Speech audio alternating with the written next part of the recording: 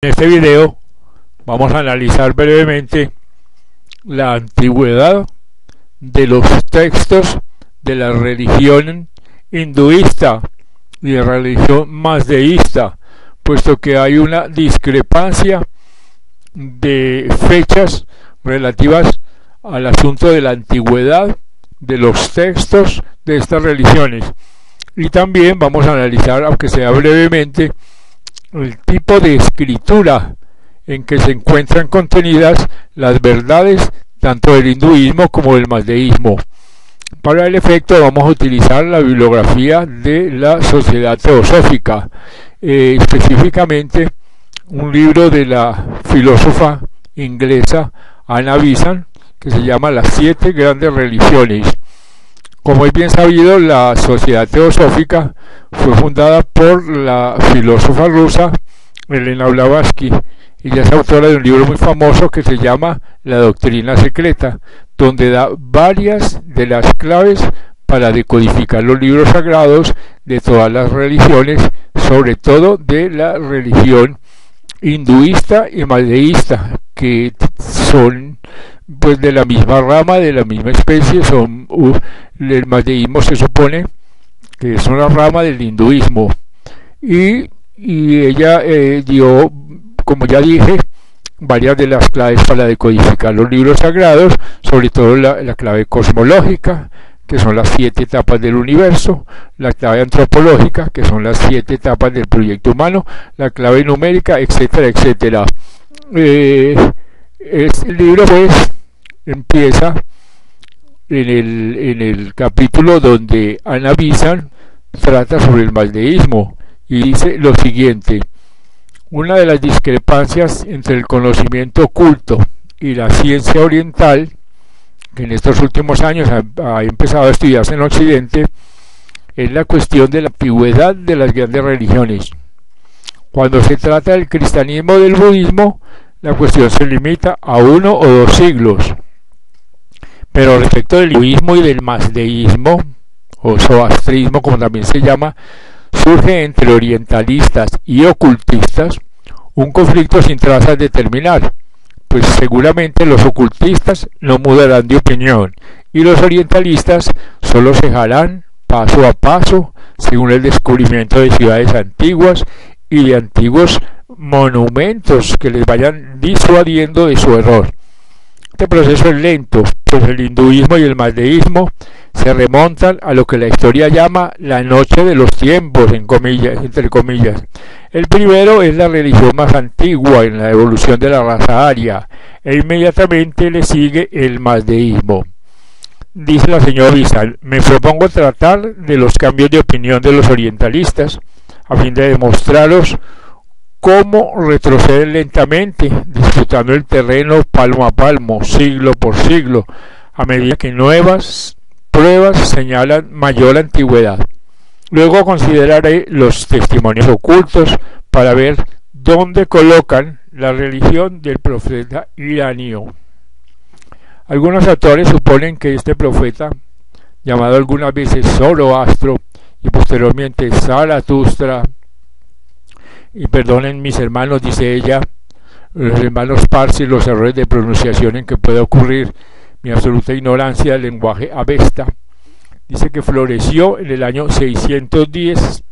antes de nuestra era, haciéndole así casi contemporáneo de Buda y de Platón. Para ello se fundan en la autoridad mahometana, que si alguna vez fue seriamente admitida por los orientalistas europeos, ha sido también últimamente deshecha por completo. Y ella dice: el doctor L.H. Mills, una de las más conspicuas autoridades europeas, traductor de los Gathas, que publicó además varias obras con traducciones autorizadas, al tratar la cuestión de antigüedad, se funda en el testimonio del lenguaje, punto en el que me detendré más adelante. Dice que los Gathas están escritos en una lengua evidentemente emparentada con el sánscrito védico y son muy posteriores a los himnos más antiguos. Sin embargo, Mills atribuye al Rig Veda una errónea fecha de 4000 años antes de Cristo. y basándose en ella supone que los gatas 1000 años a lo sumo o 1500 años anteriores a Cristo. De manera que tenemos de 610 a 1000 o 1500 años antes de nuestra era como primer cómputo de antigüedad. Pero Mills dice que pueden ser mucho más antiguos, como verdaderamente lo son. En su última obra, escrita en 1890, dice: estoy ya convencido de que este último límite de 1500 años antes de Cristo puede remontarse más. Si anteceden al culto de Mitra, no es posible imaginar cuán antiguos serán. Así que la decisión de la crítica es abstenerse de conjeturas que limiten demasiado su fecha. Examinando luego la opinión del sabio alemán Hang, vemos que admite mayor antigüedad basándose en la destrucción de la biblioteca de Persépolis por Alejandro el año 392 a.C. Él arguye que para reunir una biblioteca tan copiosa y tal riqueza literaria hay que conceder el tiempo indispensable para la escritura y colección de los libros. La escritura se completó, según él cree, cosa de 400 años antes de nuestra era.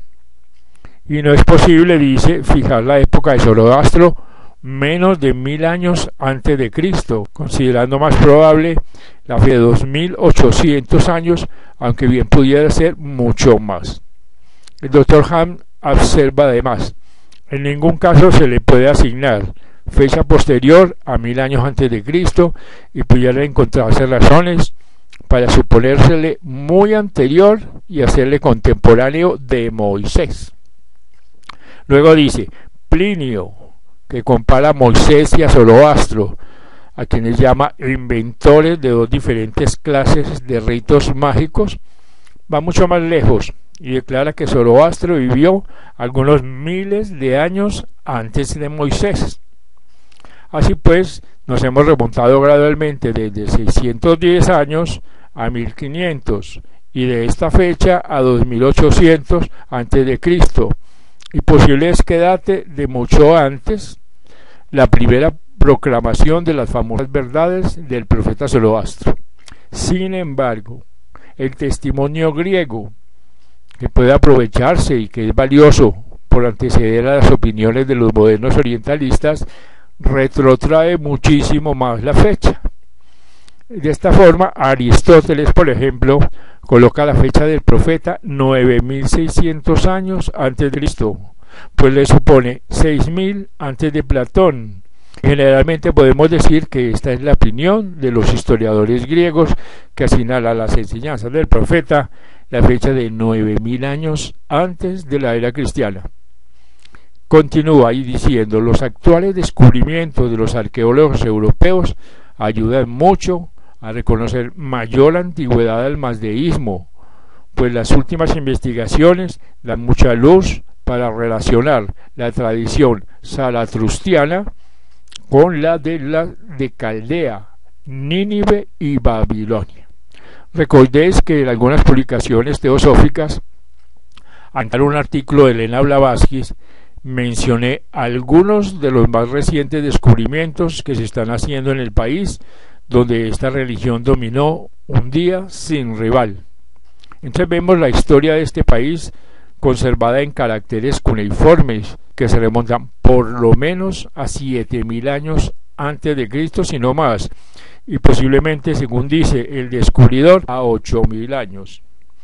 Esta escritura cuneiforme se está ahora traduciendo y es posible que cuando se publique esta traducción acepte la ciencia europea algunos testimonios que confirman la antigüedad de la religión de Zoroastro. El ocultismo, en todo caso, remonta muchísimo más los principios de estas enseñanzas y las coloca en tiempos muy anteriores a dichas fechas. Los ocultistas, pues, se fundan en dos clases de análisis. El primero lugar, la Gran Fraternidad ha conservado los antiguos escritos, los mismos escritos retirados en el tiempo en que fueron hechos, los cuales se conservan en templos y bibliotecas subterráneos, en donde ningún enemigo los puede hallar, ni en donde puedan sufrir daño alguno. Allí, milenio tras milenio, se reúne el conocimiento del mundo en forma escrita y actualmente hay personas a quienes se ha permitido ver muchos de estos escritos antiguos, de los cuales no quedan ni memoria en la historia profana, redactados en lengua sacerdotal antigua, que es diferente de cuanto ahora saben las más viejas razas. Así que estos no son los únicos anales en que se fundan los ocultistas, pues tienen además anales imperecederos escritos en el Akasha, que como todo el mundo sabe esa manera de una placa sensible en el mundo físico y conserva sus más mínimos pormenores cuantos sucesos acaecen. Así que es, por decirlo así, una fotografía de la evolución del hombre exacta hasta en el incidente más significante, y a la cual pueden recurrir en cualquier momento y leer en todo tiempo los que se ejercitan en ello y se someten voluntariamente a la disciplina necesaria para efectuar tales investigaciones.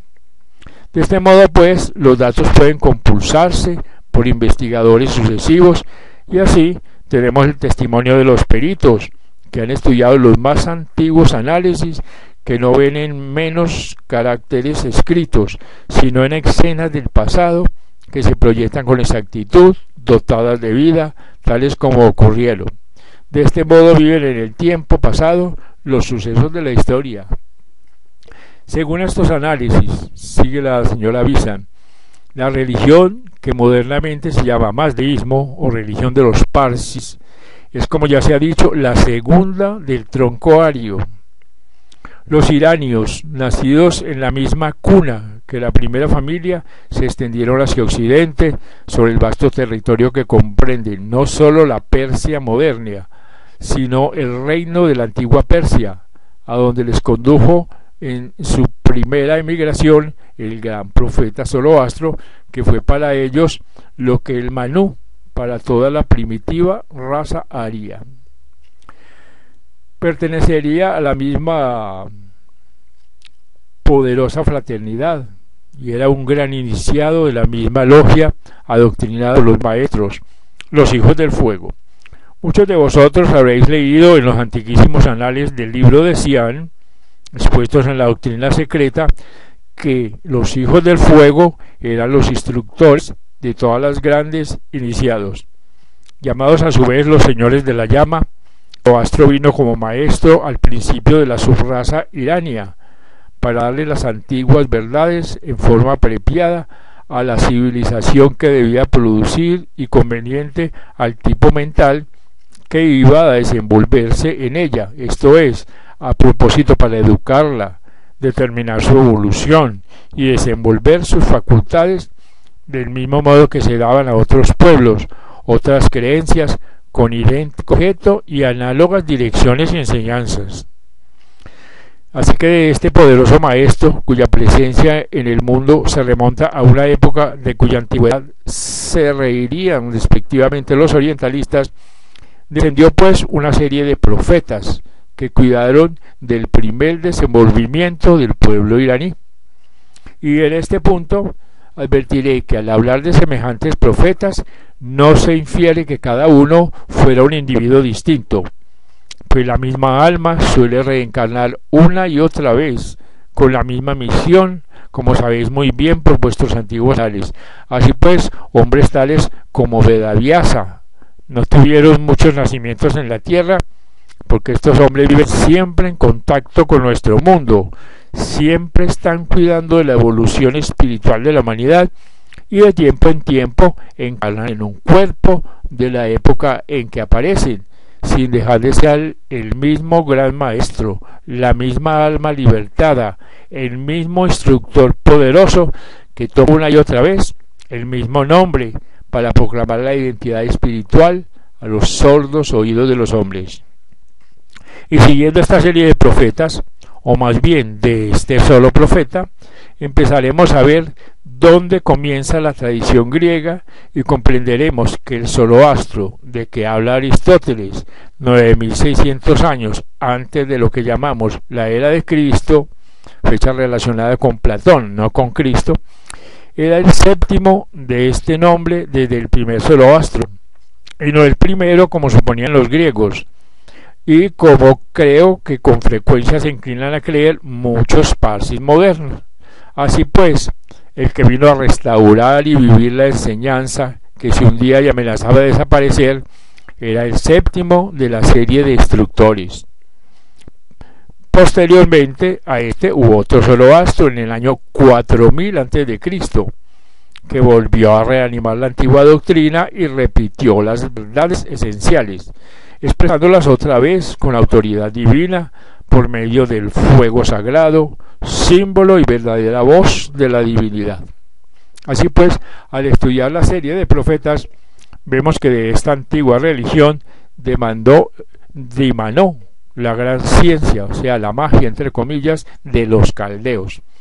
Y sabemos que los magos de la antigüedad eran instructores y sacerdotes de esta misma antigua creencia, y a trueque de admirar por un momento a los sabios modernos, diré que el sabio caldeo, que hace más de 20.000 años anotó desde su observatorio el paso de los astros, era uno de los descendientes comparativamente modernos de la larga serie de magos, uno de los representantes relativamente modernos de la antigua sabiduría mazdeísta. Así nos vamos aproximando pues a la fecha y al conocimiento exacto de la antigüedad del mazdeísmo. Continúa la señora Bishan. Retrocedamos pues y consideremos la doctrina en su forma originaria, aun cuando solo dispongamos de las últimas recapitulaciones, por lo que respecta a los conocimientos corrientes, y veremos que las antiguas verdades, aunque ocultas, se transparentan aún en estas, y si bien muchas de ellas han sido desfiguradas, materializadas y degradadas en su última forma, el occultismo puede reconocerlas, señalarlas a los que siguen esta antigua religión y pedir a los parsis de hoy, en nombre de su antiguo profeta, el divino iniciado, fundador de su fe, que se eleven por encima del materialismo actual, por encima de los mezquinos límites del orientalismo de la época, y proclamen la dignidad peculiar de su religión como una de las más antiguas del mundo, y que se liguen a la oculta tradición inmemorial, que no se rebajen aceptando las pasajeras indicaciones de la supuesta erudición europea. Téngase presente, como enseguida lo veremos, probado por el lenguaje, que los antiguos iranios eran arios, no eran semitas. Este es otro punto de controversia, mas luego os demostraré que el idioma corrobora los tiene el ocultismo. Admitimos en la época muy posterior una mezcla semita, pero los iranios en realidad procedían del tronco ario y son realmente una raza hermana de los arios del sur de los Himalayas. Y dice, el primer Zoroastro, al enseñar de nuevo los principios esenciales en que se basa toda creencia, aunque adulterados por ediciones posteriores, hermanó la filosofía y la religión de un modo notable. Al encontrar una civilización especial de carácter esencialmente agrícola,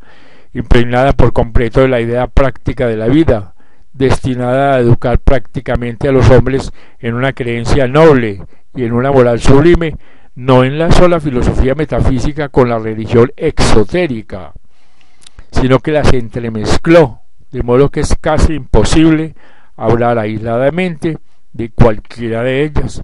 De esta manera se comprende mejor el conjunto estudiando la filosofía y la religión de un solo sistema. Previendo la especial civilización que había de desarrollarse, entretejió la ciencia astronómica con las enseñanzas filosóficas y religiosas, y dispuso esta ciencia astronómica, la necesaria para un pueblo agrícola, en forma oculta y no en la pobre y raquítica exposición moderna. Para él, pues, los astros no eran simples masas de materia, que obedientes a leyes ciegas giran alrededor de soles inconscientes, sino que planetas y astros son los cuerpos de inteligencias espirituales, cuya voluntad los rige, cuya sabiduría afianza la estabilidad del universo. Enseñaba pues la astronomía no como materia muerta y energía sin alma, sino como inteligencias vivas que se mueven en orden inmutable por estar guiadas con sabiduría perfecta e inquebrantable voluntad. Enseñaba la astronomía como la ciencia viva oculta de la sabiduría espiritual, expresada en el universo material, última forma inferior de su expresión. De la enseñanza de la filosofía religiosa y de la ciencia dimanó la ética, que hasta hoy en día es la gloria de la doctrina de Zoroastro. La pureza práctica y perfecta es la tonalidad de esta moral, pureza en las acciones de la vida personal, pureza en las relaciones con la naturaleza externa, mostrando, hondando los elementos externos como manifestación de la pureza divina y manteniendo, por decirlo así, su limpieza sin mancha, en homenaje a la vida de donde todo procede. Según avancemos en nuestro estudio, veremos que estos son los puntos salientes de sus enseñanzas,